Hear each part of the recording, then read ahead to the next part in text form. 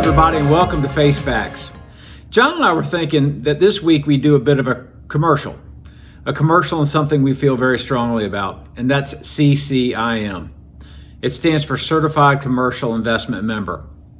We have both been CCIMs for quite a while, and there's been nothing in our business that has helped us as much as the education and the networking we have been able to achieve and earn through CCIM. We'd like to tell you more about it. A little bit of background about me. This is a second career for me, even though I've been in commercial real estate for a long time now. I had a previous life in broadcasting. 16 years ago, it was Bill who hired me in commercial real estate, and it was a condition of my taking the job that I take the CCIM 101 course. I did. I learned so much, I was hooked. I couldn't wait to take the rest of the classes and earn my CCIM designation. It was the best thing I could have done for my career. You know, when I first got into this business, I realized that what I had done was just gotten a license. And the license really taught me more about selling residential property, which nothing wrong with that, but that's not what I was doing. I was in the commercial world. So I went to some good friends who I knew had the CCIM designation, and I asked them what I should do. And all of them, without hesitation, suggested that I take the 101 course, which was the first course at the time. And that course enabled me to talk the talk and walk the walk like nothing else I could have done. And from there, my professional business picked up at a very good pace. And to this day, I'm very thankful to CCIM, because without that course, without having met the people that I did, my business would not be where it is today. A quick example of how networking within CCIM can work.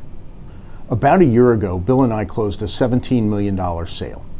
The buyer that we represented was a fellow CCIM that we had gotten to know through getting involved with the organization nationally. And that's not unusual. A few times a year, CCIM publishes a magazine, and there's always a section in it of large deals that CCIMs have been involved in. And it's not unusual at all to see in a large transaction that there was a CCIM representing the seller and another who represented the buyer.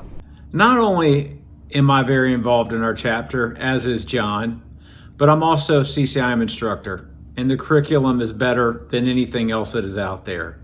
There's nothing that can help you talk the talk and walk the walk as well as a CCIM curriculum and ultimately the designation.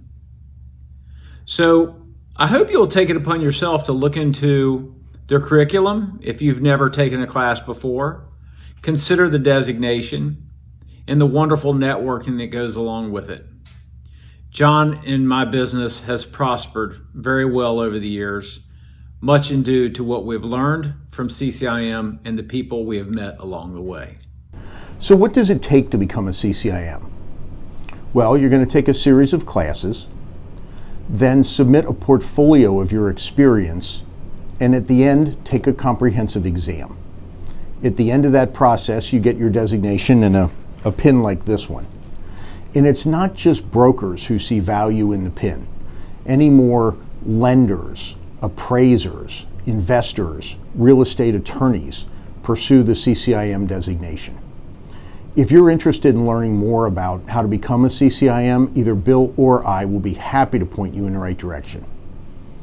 That's it for this week's Face Facts. Thanks so much for joining us. I'm John Wessling.